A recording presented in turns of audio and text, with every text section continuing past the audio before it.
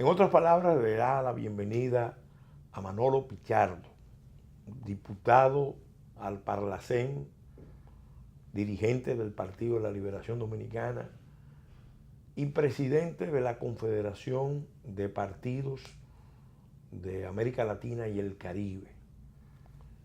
Nos resulta muy grato contar con su presencia en el día de hoy, porque lo hemos invitado para tratar un tema muy importante y de una enorme actualidad.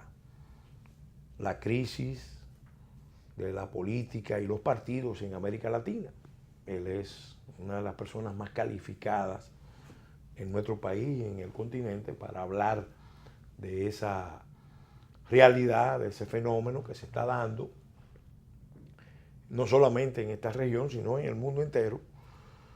Y le damos las gracias por haber aceptado esta invitación. Gracias, Manolo.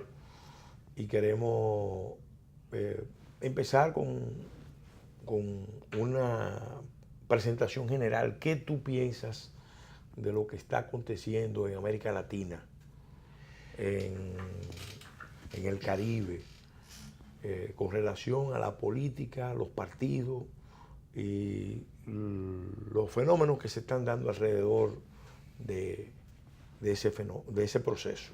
Mira, te agradezco por traerme aquí a conversar contigo y las personas que te siguen a través de este programa.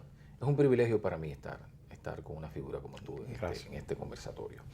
Bueno, mira, América Latina está viviendo una especie como de recomposición en los esquemas partidarios en los diferentes países. Emergen nuevas fuerzas que fueron hegemónicas durante mucho tiempo, disminuyen sus fuerzas o desaparecen. Hay ejemplos tan contundentes como, por ejemplo, el caso venezolano y dos organizaciones que fueron durante más de 50 años o 50 años hegemónicas y se alternaban el poder, como Acción Democrática y COPEI.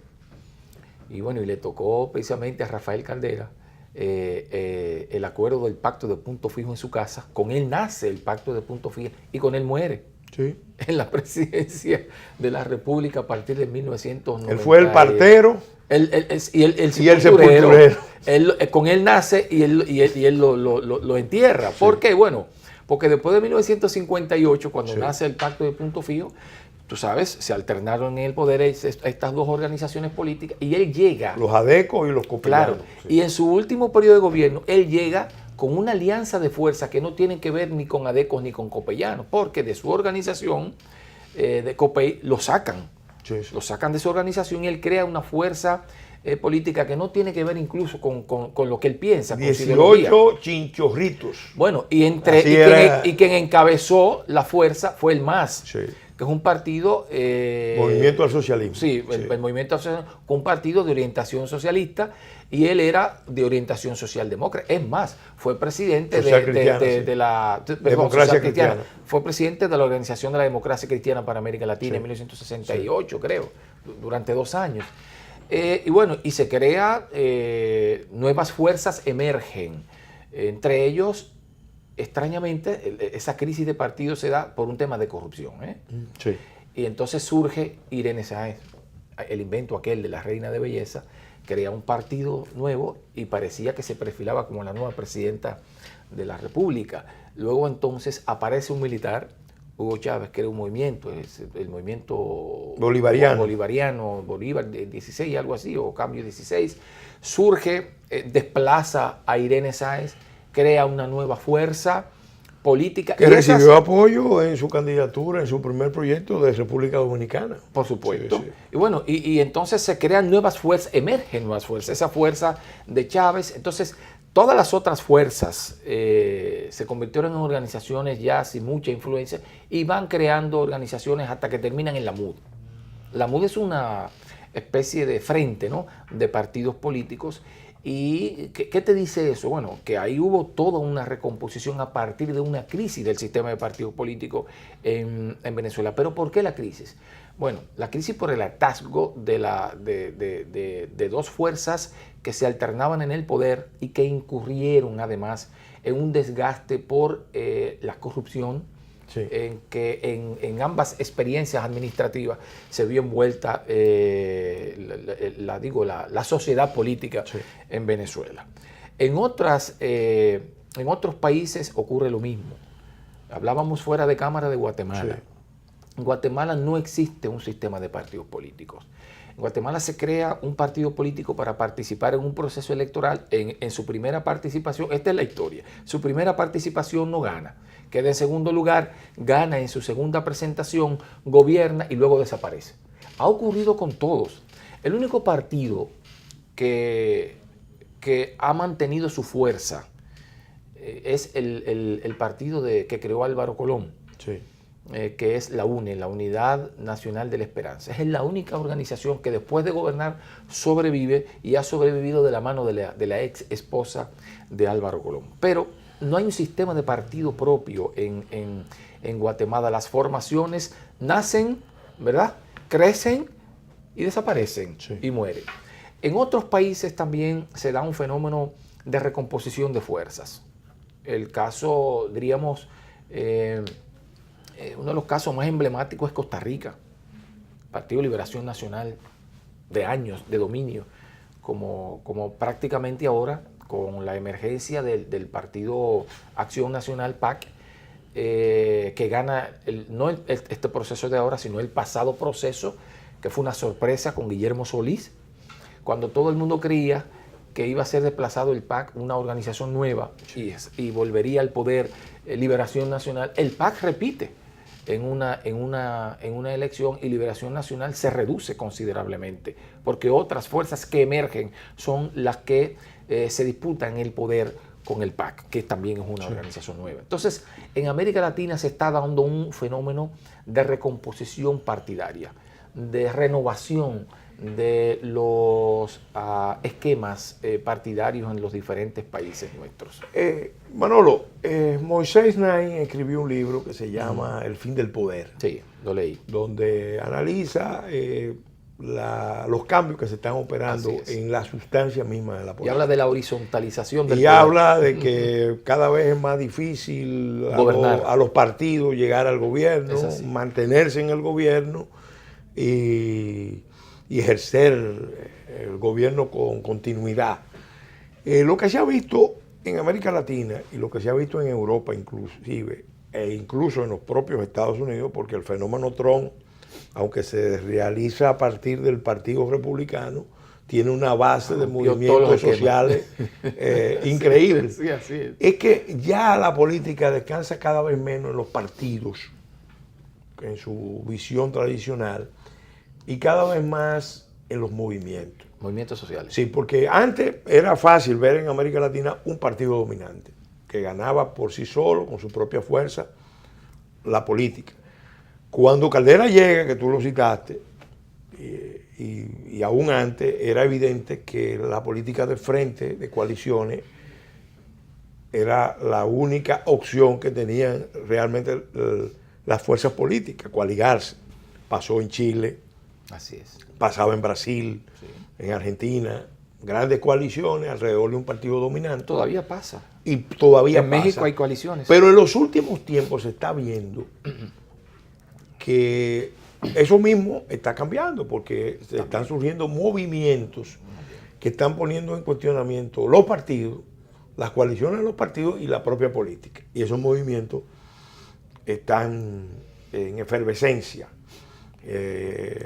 Algunos evolucionan hacia partidos. En España se vio con el movimiento Podemos y se vio con el movimiento Ciudadano. Están evolucionando hacia partidos. Pero uno de los problemas es que en América Latina no tienen un problema de institucionalidad. Y entonces dice Humberto Eco que los movimientos son muy poderosos, saben lo que no quieren, pero no saben lo que quieren. Mira qué pasa. Entonces, explícame cómo tu perspectiva sobre este cambio que se está dando. Y cómo va a impactar la política, si es algo pasajero, si los partidos están en capacidad de reinventarse. Mira, la sociedad global ha cambiado. La forma en que producimos la riqueza va cambiando. El avance de la ciencia, de la tecnología, de la comunicación y la información está cambiando las sociedades. ¿Qué está ocurriendo? Las sociedades están avanzando y los partidos se han quedado rezagados. Por eso tú hablas de los movimientos sociales. Y yo voy más lejos que lo que tú decías. A partir de las redes sociales se han creado partidos políticos. Podemos, que tú decías, Ciudadanos, son el producto de convocatoria a través de redes sociales. Digo frecuentemente que incluso... Aparentemente. Sí, pero las redes sociales han jugado un papel han importante. jugado, sí. O sea, pudieran ser dirigidos, pero las redes sociales han jugado un papel importante. ¿Por qué, Pellegrini? Mira, la información antes era horizontal. Los medios de comunicación antes decían lo que decían sus dueños y moldeaban a la opinión pública. Hoy en día es muy difícil moldear a la opinión pública desde los medios tradicionales. Es muy difícil. Pero tecnológicamente se ha podido comprobar que el estudio de las corrientes en las redes, a través de los big data, a los actores políticos le da una ventaja. También. Porque también tienen mucha información de lo que la gente es más efectiva, Trump, por eso gana Trump. Lo que pasó con Claro. analítica, o sea, buscan informaciones y te dan. Pero lo que te quiero decir, es cierto, Sí. pero lo que te quiero decir, nunca como ahora, la población tenía acceso a difundir sus informaciones. Por ejemplo. O a tener la sensación de que tiene un poder. Y digo Pero- la sensación. Pero la tiene, te voy a porque- explicar, pero la tiene. Mira, la tiene. Te voy a explicar. Las agencias locales internacionales. Antes, para tú dar una información a las agencias internacionales, tú tenías que sentarse en una computadora y hacer una nota o hacer una rueda de prensa. Tú haces 3 tweets y las agencias internacionales cogen tu tweet y hacen una nota y la difunden por el mundo. Trump está gobernando a través de Twitter prácticamente. O sea, su política exterior la define en Twitter. Es así con tweets. Y muchos políticos fijan posición a través de redes sociales. Informan a la sociedad a través de redes sociales. Pero hay una infraestructura, porque Pero- aunque Trump aparece como el hombre que se está comunicando directamente con millones No, hay de toda una electores, infraestructura, hay una claro. infraestructura mediática Sí, pero de redes pero lo que te quiero decir que es que creó el movimiento Trump. no es igual que antes. Ah, Lo sí, que eso te quiero sí. decir, la sociedad ha cambiado. Sí. Te voy a poner un ejemplo práctico local. En las redes sociales empieza a crecer una denuncia. A crecer. Los medios tradicionales, si en principio no la quisieron asumir, son obligados a asumirla. Obligados. Recientemente hubo una muerte de un joven. De una joven que fue acuchillada. Por las redes sociales se captaron imágenes y eso le facilitó a la policía su captura. Sí. Entonces, ha cambiado. ¿Qué es lo que ocurre? La sociedad cambia, la comunicación se horizontaliza, pero los partidos estamos viviendo y haciendo el ejercicio de la política como se hacía antes.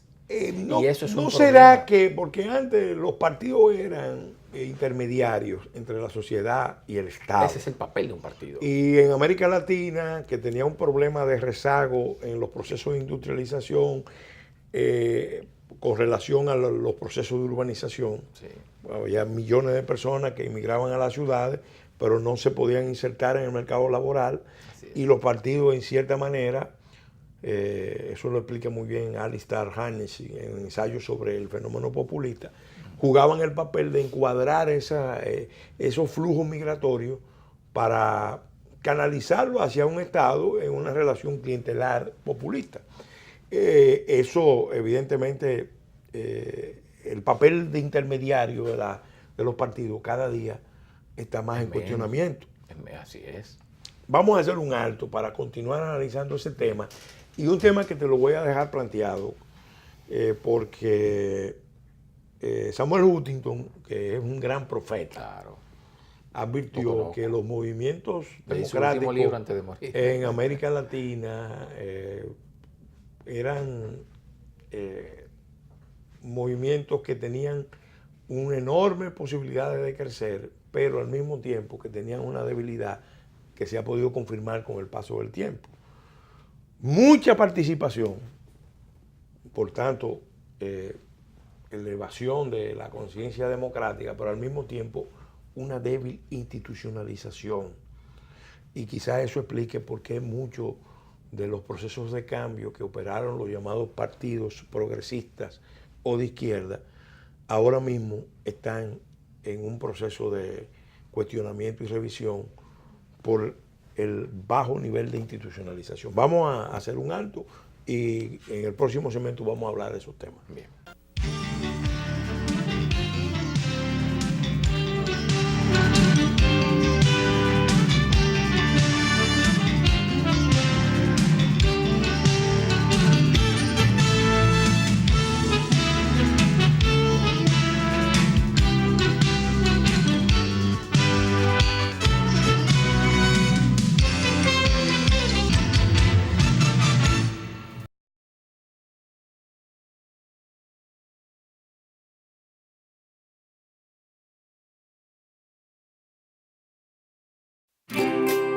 Querida Pao del futuro, cuando leas esta carta, espero que seas la mejor futbolista del universo. ¿Ya pudiste averiguar la receta secreta de la batida que hace mami? Ojalá te siga gustando tanto como me gusta ahora. Toby debe de estar grande y fuerte. Siempre seremos compañeros de aventuras. Espero que nunca pares de jugar y aprender. Que nunca pares de crecer. Atentamente, Pao.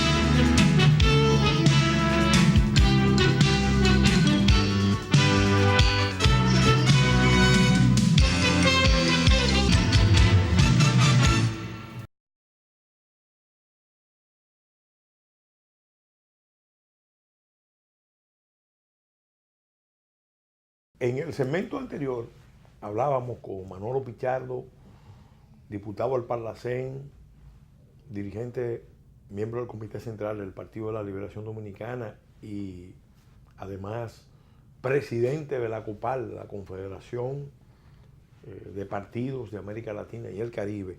Hablábamos de la crisis de los partidos, de aspectos de la crisis de los partidos en América Latina, y yo le preguntaba sobre si los partidos estaban siendo instrumentos prescindibles como intermediarios entre el Estado y la sociedad con el avance de la tecnología. Y algo también importante, muy importante, que explica quizás muchas de las crisis. Samuel Huntington había advertido en su libro La Tercera Ola, el mismo título del libro de Alvin Toffler, que los procesos de democratización en América Latina tenían una limitación intrínseca, y era que estaban incentivando mucho la participación popular, pero al mismo tiempo, lo que era muy deseable después de un periodo muy prolongado de dictaduras, al mismo tiempo tenían una vulnerabilidad en la débil institucionalización, que por tanto eran movimientos que tenían posibilidades de reproducirse en la medida en que el ciclo de altos precios de productos exportables, específicamente los commodities y el petróleo y el gas, se mantuvieran altos. Y cuando ha venido la crisis, entonces muchos de esos gobiernos han entrado en una profundísima crisis y se percibe en América Latina todo un cuestionamiento, una revisión completa de la hegemonía de esos países que se inspiraron, vamos a decir, en el modelo Lula-PT. Manolo, tú que conoces esa realidad de Brasil, de Lula, dame tu apreciación. Brasil es un fenómeno que hay que atender por lo siguiente. Yo no creo que en Brasil hubo un modelo populista. Yo pienso que Brasil hubo un modelo realista, de repartición más justa del ingreso, sí, con la participación de los empresarios. Ahí ganó todo el mundo. Sí. Porque ahí se dio este círculo virtuoso de ganar, ganar. Sí. Tú creas una clase, tú expandes la clase media, esa clase media demanda bienes y servicios. Sí. ¿A quién le demanda bienes y servicios? Sí. A los Y hay un empresarios. mercado interno grande. Exacto. Entonces, a los empresarios.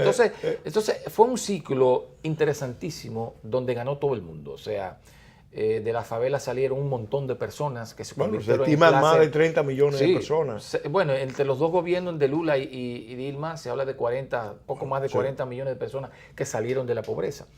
Pero no solamente salieron de la pobreza estas personas, estos 40 millones, sino que el empresariado también le fue bastante bien en los gobiernos de Lula. Sí.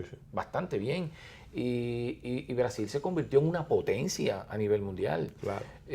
con importancia geopolítica, con importancia en el ámbito de la diplomacia global, que no lo tenía antes, Sí.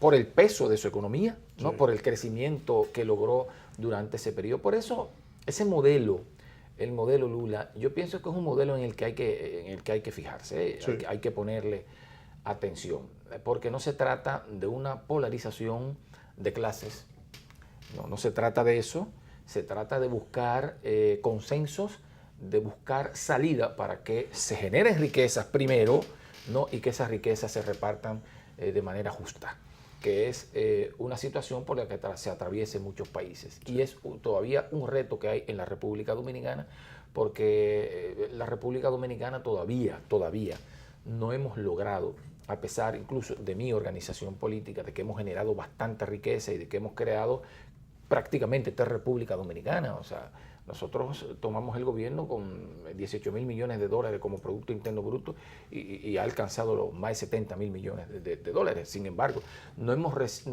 resuelto el problema de la desigualdad como debimos haberla resuelto, generando tantas riquezas. Entonces, Sí, eso es es un fenómeno un proceso de crecimiento con altísima concentración. de las riquezas. Entonces, es un fenómeno que se ha venido dando en América Latina. Ahora, debo decir, en beneficio de las fuerzas de izquierda en América Latina, que han logrado disminuir la desigualdad.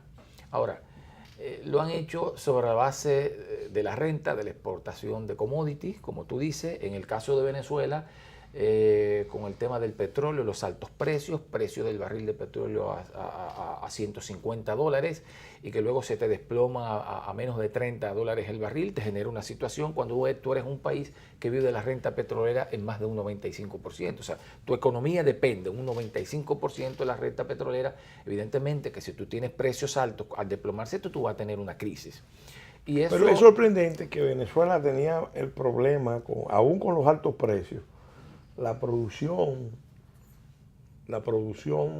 petrolera venezolana había caído significativamente, aún con los altos precios, en gran modo por el tipo de abordaje que hizo el régimen de una estructura fundamental que es PDVSA. Sí.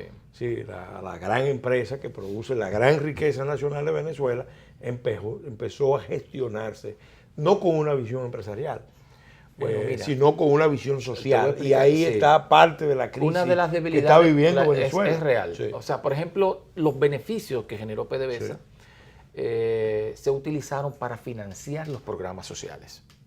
Pero no se tomó en cuenta nunca que de esos beneficios había que reinvertir en PDVSA. Al no reinvertirse en PDVSA, cada día PDVSA producía menos petróleo. Y eso es lo que generó parte de la situación que se está viviendo hoy. Pero que no es un fenómeno nuevo tampoco. O sea, acuérdate que quien privatiza PDVSA es Carlos Andrés Pérez. Pero tampoco Carlos Andrés Pérez es el culpable, ni es culpable Jaime Lucinchi, ni es culpable Rafael Caldera de la situación de Venezuela de vivir de la renta petrolera. Es un fenómeno de cerca de 100 años. Sí. Abandonaron la diversidad productiva para concentrarse en la renta petrolera. Y eso es un fenómeno que ha venido arrastrando Venezuela, que no han enfrentado los gobiernos que se han sucedido desde que aquel fenómeno comenzó. Entonces, yo recuerdo que ya estaba muy enfermo Chávez y se planteó la diversificación de la economía venezolana. Obviamente, lo vi en esos conversatorios que tenía, que se llamaba Los Presidentes, obviamente incluso habló de una concertación con sectores empresariales para buscar una salida económica a Venezuela, que me parecía razonable en ese momento. Bueno, desaparece Hugo Chávez y aquellas cosas que decían a los presidentes no las he visto después. México también vive mucho del tema. Vamos a hacer un alto, porque tú acabas de mencionar un tema que va a estar muy presente y que tú conoces, que es México. Has estado allá en varias ocasiones y México es un referente para toda América Latina. Sí. Lo ha sido a pesar de que desde los 90 forma parte del Acuerdo de Libre Comercio de América del Norte. Vamos a hacer un alto y con tu permiso volvemos para tratar el caso México, que pinta que va a ser un caso muy interesante en América Latina, ¿no? Sí.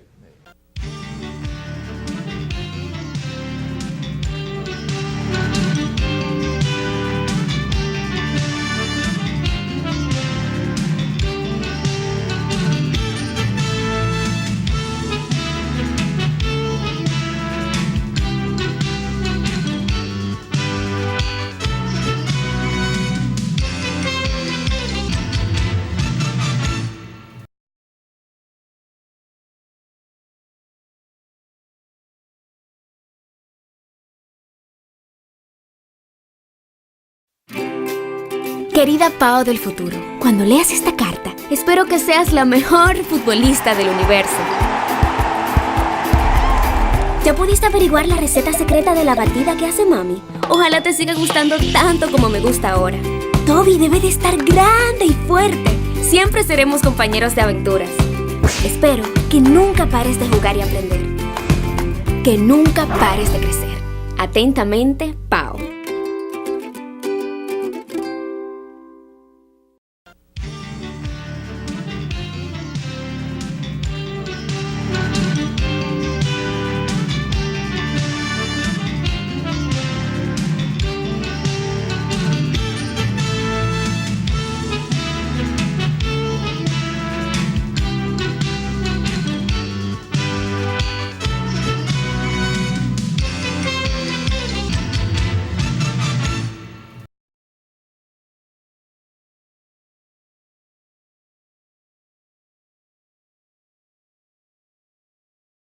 Continuando con el desarrollo de este programa, en otras palabras, dedicado a analizar la crisis del sistema de partido y de la política en América Latina, con Manolo Pichardo, presidente de la Confederación Latinoamericana de Partidos y diputado al Parlacén. Quedamos en el segmento anterior abordando el tema México. México es un referente, es un país muy importante en la historia de América Latina. Ha marcado buena parte de la historia del siglo XX. Ahora está inmerso en un proceso que parece que va a ser histórico. No será. Donde hay un candidato que en varias ocasiones intentó alcanzar la presidencia. 3 veces con esta. En 3 ocasiones con esta. Andrés Manuel López Obrador, AMLO. Se percibe en él una moderación de su discurso, sí. No un candidato estridente como en otras ocasiones. Sin embargo, hay muchas reservas. El empresariado mexicano ha manifestado mucha preocupación. E incluso uno percibe que aunque no ha sido un tema central de los debates, la elección del presidente Trump en Estados Unidos y sus cuestionamientos a México y a la política mexicana, en cierta manera le ha dado, vamos a decir, un gran aire, un empujón a López Obrador, sí, que se considera entonces como la figura mexicana que estaría en condiciones de hacerle frente con energía a los planteamientos sobre todo en temas migratorios. Sobre todo en temas migratorios, fronterizos y en las negociaciones y de comerciales. Inversión también. Y de inversión. Entonces, claro, ¿qué tú esperas que suceda en México en el proceso electoral? donde el presidente Leonel Fernández va a ser el jefe de la delegación de la OEA. Un proceso bastante violento. Más de 100 candidatos han muerto. Más de 100 candidatos han sido asesinados. Muertos. Hay 20 millones de electores que todavía no han definido, no saben por quién votar. Se prevé la posibilidad de un retiro a última hora de Maide en apoyo de Anaya, que es el que al parecer tiene condiciones para disputarle la presidencia. ¿Cuál es tu valoración de ese proceso en México? Lo primero es que hay una especie de recomposición de las fuerzas políticas en México. Cada candidatura es producto de un frente. El caso del PRI-COMID está siendo apoyado por el Partido Verde. Está teniendo un muy pobre desempeño electoral. Sí. Por lo menos en simpatía, ¿no? Sí. En segundo lugar está Anaya, que marca una diferencia bastante amplia en los últimos momentos con relación a López Obrador. Sin embargo, ha tenido el discurso para mí más vibrante, más coherente. Más coherente, más racional. Es una extraña alianza entre derecha e izquierda. O sea, el PAN se considera el partido conservador líder allá en México, pero está aliado con el PRD, de donde sale López Obrador. Con un movimiento que se llama Morena. Con Morena, que es el que está liderando ahora las encuestas. Sí. Pero además del PRD está Movimiento Ciudadano, que es también una fuerza de centroizquierda. Entonces es una extraña alianza que tienen ahí el PAN, el PRD y Movimiento Ciudadano con Anaya a la cabeza. Por el otro lado está Andrés López Obrador, liderando Morena en una alianza con el Partido del Trabajo de México. Que son grupo del Foro de San Paulo. Del Foro de Sao Paulo, un grupo de izquierda. Y es parte de Copal. Miembro de Copal, porque miembro de Copal es el PRD, el PRI, y también Movimiento Ciudadano son miembros de la Copal. Nosotros tenemos una situación un poco difícil. Nosotros tenemos un observatorio electoral, la Copal, que estará presente. Yo generalmente lo encabezo, pero no iré por razones familiares esta vez a México, pero estará la compañera Dolores Gandulfo, que es la que dirige el observatorio de Argentina. Y esta vez, generalmente cuando tenemos un solo partido afiliado, acompañamos al partido. Esta vez no podemos acompañar al partido, estaremos de la mano con el Instituto Electoral, viendo el proceso. Pero el cuadro es el siguiente en México. Hay 70 años de gobierno del PRI, sale del poder de la mano del PAN, que agota 2 periodos electorales, los 2 sexenios, retorna el PRI al poder y evidentemente no pudo, en este gobierno no pudo rescatar esa simpatía que tuvo durante muchos años, y se ha desplomado el PRI de la mano de un gobierno con una valoración bastante baja, un presidente que ha llegado a medir hasta menos de un 10%, o sea, es una barbaridad. Y con un López Obrador con un discurso popular, no quiero usar el término populista, de rescate de los sectores más vulnerables y todo, que generó en algún momento cierto temor en el sector empresarial, que debo decir que ese temor se ha diluido bastante. Tengo algunos amigos empresarios en México, han tenido encuentros con él. Sí, pero el alto empresariado abiertamente ha cuestionado la candidatura. Pero ya no tanto. Ha habido reuniones entre ellos, ha habido algunas conversaciones que han distendido un poco la relación entre el empresariado mexicano y el proyecto de López Obrador. Obviamente, tú sabes que los empresarios también tienen sus simpatías. Hay empresarios que están con el PRI, hay empresarios que están con el PAN y con esas alianzas, pero hay sectores que tenían mucho temor sobre la posibilidad del triunfo de López Obrador, que ya no lo tienen. O sea, López Obrador ha mandado mensajes de tranquilidad en reuniones íntimas que se han producido entre ellos, y eso evidentemente que abrirá las puertas para la gobernabilidad. Él se ha comprometido haber una serie de cosas con los empresarios, sobre todo el tema más difícil que fue lo de la industria petrolera.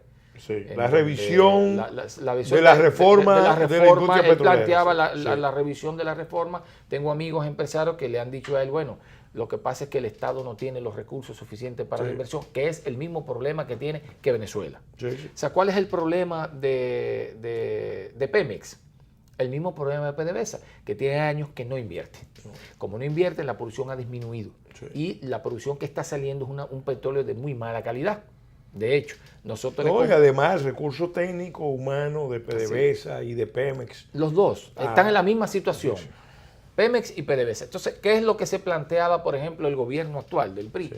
Era plantearse la inversión de capital privado, inversionista, para yo estuve en una de las discusiones previas de la discusión de esa reforma en Ciudad de México y conozco mucho de la esencia de la discusión. Pero los empresarios, te digo porque tengo empresarios amigos que se vieron con López Obrador. Y además en agua profunda, y le han planteado, donde están las mejores posibilidades de México, no es posible hacerlo sin alianza con grandes compañías. El Estado no tiene recursos. Entonces, ¿qué ocurre? Bueno, a López Obrador, algunos amigos me han planteado que le han convencido de la necesidad de la inversión extranjera. Él parece que lo entiende, eso ha dado cierta tranquilidad. Otro tema que era difícil. Sí, que fue un sector que se cerró desde Lázaro Cárdenas a la inversión extranjera. Y hay otra situación que se da también, que era un tema un poco espinoso en el debate político y que le cuestionaban a López Obrador, es la mudanza del aeropuerto del DF a otro lugar. Ya se dice que el aeropuerto colapsó. Bueno, tú has ido a México, tú sabes ya las situaciones del aeropuerto. Sí. Este gobierno se planteó mudarlo. De hecho, ya empezó a construirse el nuevo aeropuerto. López Obrador no estaba de acuerdo. Parece que le han planteado que saque de su discurso el tema del aeropuerto, que era bastante espinoso y que ya es un hecho y que por lo tanto, para dar continuidad de Estado, él no tiene alternativa que continuar la construcción del nuevo aeropuerto. Entonces, en esas cosas ha ido cediendo con los empresarios y parece... Ahora, él tiene un planteamiento sobre el tema del narcotráfico y la violencia que parece controversial porque está abogando por una especie de amnistía.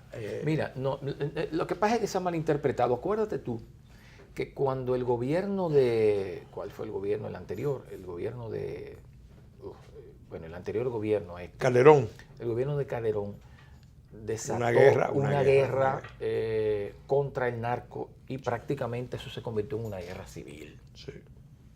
Enfrentar al narco generó más inseguridad en México. Oye, bueno, en México, parecía una contradicción. Para que estemos claros, en México, Colombia y ahora Venezuela, con los niveles de violencia e inseguridad que hay, ha habido más muertos regionales que los muertos en la guerra de Irak. Sí. Entonces, oye, ¿qué es lo que pasa? Cuando el presidente Calderón decide enfrentar con las Fuerzas Armadas al narcotráfico, la violencia se generalizó. Y hoy México es más insegura que antes de declarar la guerra. ¿Qué es lo que plantea, según me dicen los amigos cercanos a López Obrador? Es que esa salida no dio resultado. Primero, no se pudo combatir el narcotráfico. Está intacto. Hay más violencia, hay más muerte. Entonces él dice, hay que buscar una salida diferente. Él no habla de generar impunidad contra los narcotraficantes ni nada de eso. Él lo que se plantea es que hay que revisar lo que se hizo antes porque no ha dado resultados. Manolo, vamos a hacer un alto y en el segmento final vamos a hablar de la política en República Dominicana, de la esencia de la política en República Dominicana, que en buena medida es lo que pasa también en buena parte de América Latina. De lo que pasa en todas partes. Entonces, con tu permiso. Así.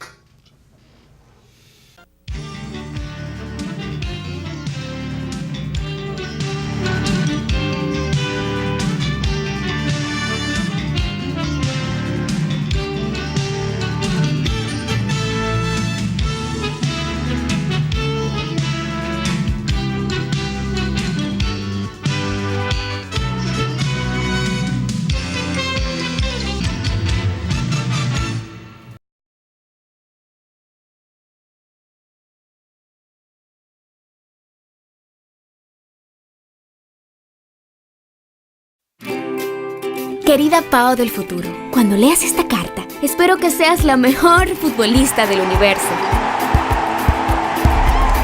¿Ya pudiste averiguar la receta secreta de la batida que hace mami? Ojalá te siga gustando tanto como me gusta ahora.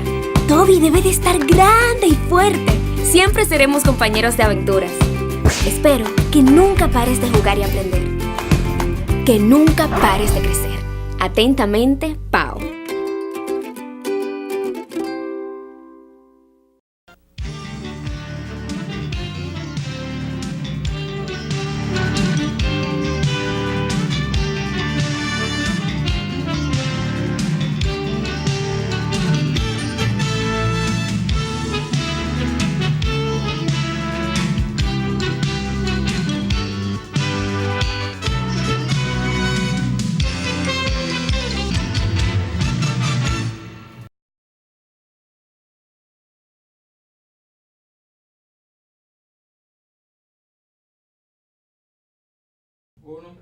En el segmento final de este programa, en otras palabras, dedicado a analizar la crisis de la política y los partidos en América Latina, con Manolo Pichardo, diputado al Parlacén, dirigente del PLD y presidente de la Confederación de Partidos Políticos de América Latina y el Caribe, quisiéramos un poco concentrarnos en el tema de la esencia de la política en nuestro país, que en buena medida es lo que pasa en buena parte de América Latina. Uno que ha estado en la política, que ha hecho política, que ha estudiado política, que ha estado con nosotros actores políticos, sabe que la política es una actividad relacionada esencialmente al reparto. Centros de autoridad que tienen la capacidad de repartir, de distribuir con legitimidad los bienes sociales.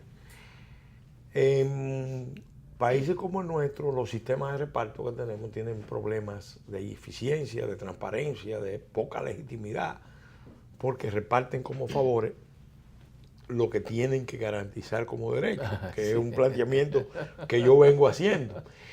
El jefe político se ve en la cultura política de nuestro país, de América Latina, como no como un servidor, sino como padre benefactor. Como un padre benefactor. Bueno, Octavio Paz, a propósito de México, que lo mencionábamos, describía que el presidente en México y en América Latina era la figura paternal principal. Sí, es así. Fíjate que aquí tuvimos un candidato, tenemos un potencial candidato, que su lema es "llegó papá". Sí. El padre. Eso es producto del atraso de la sociedad. Fruto del atraso. Entonces, en la COPAL, ustedes, cuando se reúnen los partidos políticos a discutir la crisis de la política, ¿cómo han abordado este tema de cambiar el modelo de reparto de favores, de protecciones, de dispensar obligaciones como gracia, por un modelo de distribución que sea más avanzado o menos atrasado y que ayude a resolver los problemas estructurales?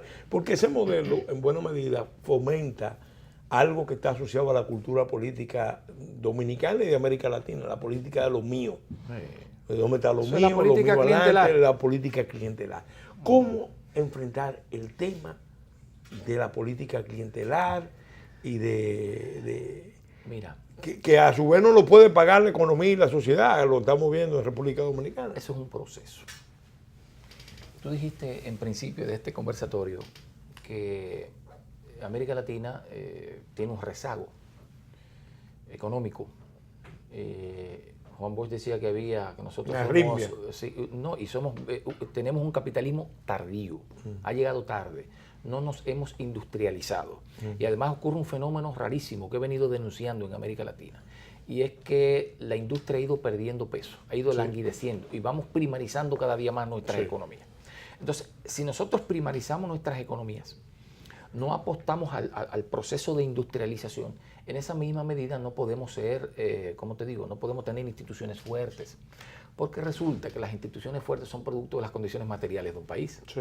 Si tus condiciones materiales son atrasadas, tus instituciones son débiles. Sí. Entonces, nosotros tenemos que apostar a desarrollarnos. Tenemos que apostar a un desarrollo sostenible, pero tenemos que, para apostar al desarrollo sostenible, tenemos que cambiar el modelo económico en la región. Necesariamente tenemos que cambiar el modelo económico. Nosotros tenemos que agregarle valor a lo que exportamos. Nosotros tenemos que apostar a la industrialización y tenemos que apostar a la exportación de bienes terminados. Entonces, cuando eso ocurra, va a empezar el empleo a formalizarse. Van a empezar los procesos de institucionalización de nuestros países y se terminará el clientelismo. Porque, ¿cuál es el caldo de cultivo del clientelismo? ¿Es el desempleo? ¿O es el empleo precario? Sí.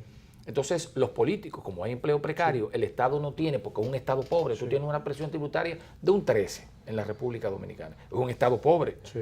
No puede satisfacer las necesidades básicas de un país, sí, que brinda el Estado, eso, o sea, educación, salud, sí, en fin, transporte. Sí. No puede, porque es un Estado pobre. Estamos hablando de un 13% de presión tributaria, cuando la media en América Latina, estamos hablando de 20, 21. Sí. Sí. Nosotros, después de Guatemala, tenemos la presión tributaria más baja. En Guatemala es de un 11, nosotros de un 13. Un Estado puede hacer grandes cosas con una presión tan baja. Sí, pero, no puede, pero yo sé lo que tú me vas a decir, pero me voy a adelantar. Sí. Pero tú no puedes subir la presión tributaria cuando tú tienes un dispendio. Cuando hay dispendio, cuando tú los recursos los coges para usarlo, para comprar el voto. Sí, pero ahí hay un punto que no es solamente el tema del dispendio. El tema del dispendio es un factor de despilfarro de los recursos públicos. Sí. Hay un tema que va de la mano con el clientelismo. Yo he dicho que no se puede subir la presión tributaria en República Dominicana y en muchos países mientras no se baje la presión de los precios oligopólicos y monopólicos. Ah, pero por supuesto. Porque parte del problema que tú lo mencionabas, claro, es que el crecimiento de República Dominicana y de muchos países de América Latina es un crecimiento altamente concentrado. Sí, en pocas manos. Sí, en pocas manos. Los grandes grupos locales, en alianza con grupos extranjeros, controlan buena parte de las áreas estratégicas de la economía. No se producen propiamente los procesos de innovación, de renovación, de competitividad basado en productividad, en cambio tecnológico, sino en la maximización de las rentas. De la renta. De las rentas. Y entonces eso hace que la gente busque en la política la alternativa. Así es. Porque la política entonces se convierte en una vía de beneficencia social, sí, por necesidad, no sí, porque por la gente quiere. Es por necesidad. Si el partido político antes de los sistemas de seguridad social era una especie de garantía mínima para la gente, el dirigente político garantizaba el catafalco, la caja de muertos. Sí. El dinero para el velorio. Así es. O la receta. O el café. O el café. O la receta para ir al médico. O la asistencia legal. Es una especie de benefactor, de padre. La ausencia del Estado provoca eso, entonces, pero las grandes concentraciones, como tú dices, de la riqueza lo provoca. Sí. Porque 2 o 3 tienen todos los recursos, ¿verdad? Sí. Y no hay forma de distribuir equitativamente. Entonces, no le llegan esos recursos a la gente, el Estado tiene que suplírsela, o el político, en acciones clientelistas. Entonces, eso es un problema que hay que atacarlo. Ahora, sí, ¿cómo se ataca? Como tú dices, tenemos que combatir los oligopolios, monopolios y oligopolios, ¿verdad? Pero también tenemos que apostar a un crecimiento sostenido y a cambiar el modelo. En América Latina no se puede sostener sobre la base de la exportación de commodities. Eso es imposible sostenerse. Porque tú tienes, ¿verdad?, crecimiento económico con exportación de commodities, porque China está creciendo de manera espectacular. Pero China de repente apuesta al consumo interno. Se te cae todo. Sí. Se te desploma todo. Entonces tú tienes que apostar, agregarle valor a lo que produces. Y ese es el problema de América Latina. No es nuevo. Desde la conquista en 1492 hasta ahora hemos tenido ese problema.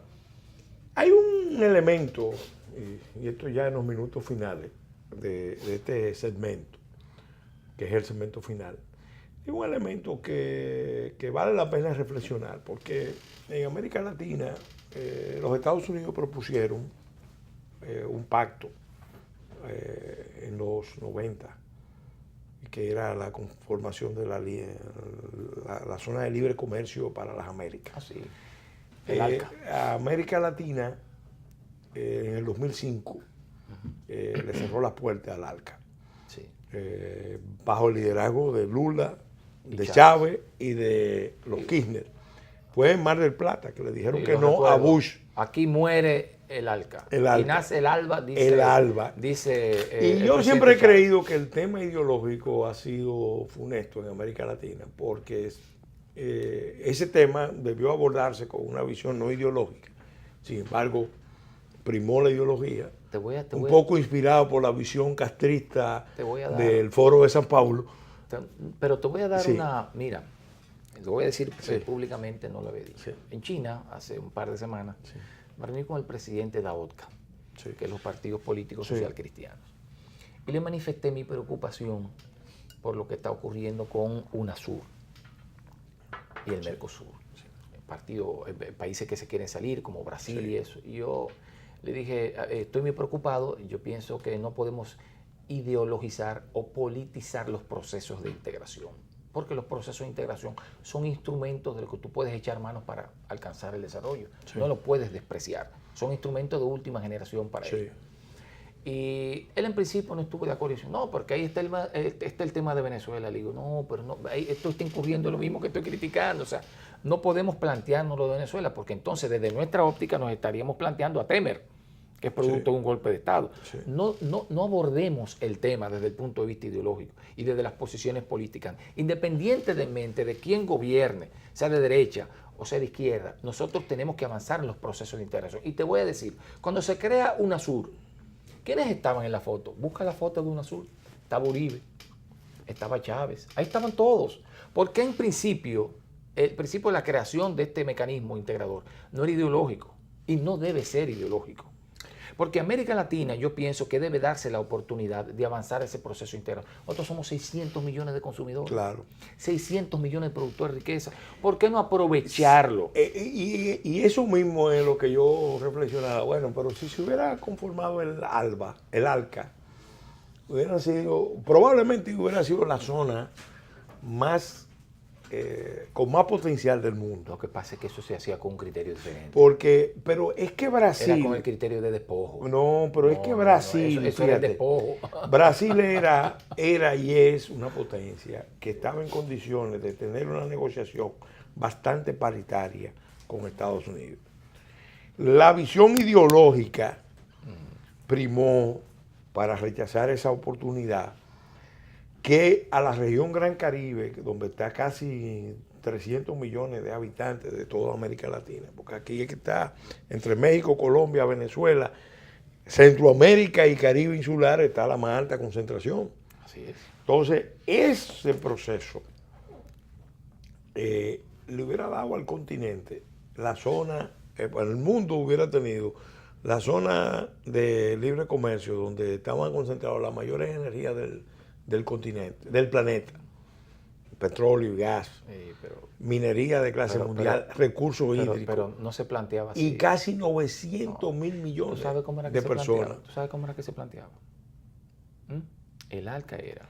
Bueno, pero esa era la negociación. No, pero el ALCA era... Es que una cosa era lo que yo pretendía y otra cosa era lo que el ALCA era Estados Unidos liderando todo el continente sobre la base de esta es la gran factoría y aquello es el gran público consumidor. Entonces, así no. Entonces, tú tenías que brindarme oportunidades de desarrollo. ¿Y sabes qué? Como está haciendo China con el tema de la franja y la ruta, cooperación, inversiones. La versión que yo tenía era que venía un acuerdo donde el eje principal iba a ser Brasil como potencia emergente y Estados Unidos como potencia dominante, pero articulando todo el continente. Estamos hablando de casi 1.000 millones de habitantes.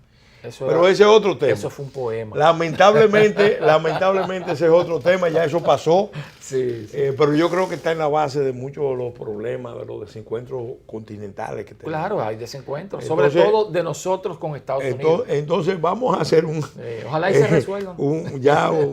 De reiterarte las gracias por haber aceptado nuestra invitación a hablar de estos temas tan importantes. Las gracias a los amigos y amigas televidentes o en otras palabras, a nuestros patrocinadores de Leche Milex, que siguen dando el respaldo a este espacio, y una invitación a nuestro público a que siga este programa, en otras palabras, los domingos de 1 a 2 de la tarde, de 10 a 11 de la noche, y los martes y los jueves de 7 a 8 de la noche. También lo pueden seguir todos los programas, en otras palabras, en el canal de YouTube, en otras palabras TV. Hasta la semana entrante, Dios mediante.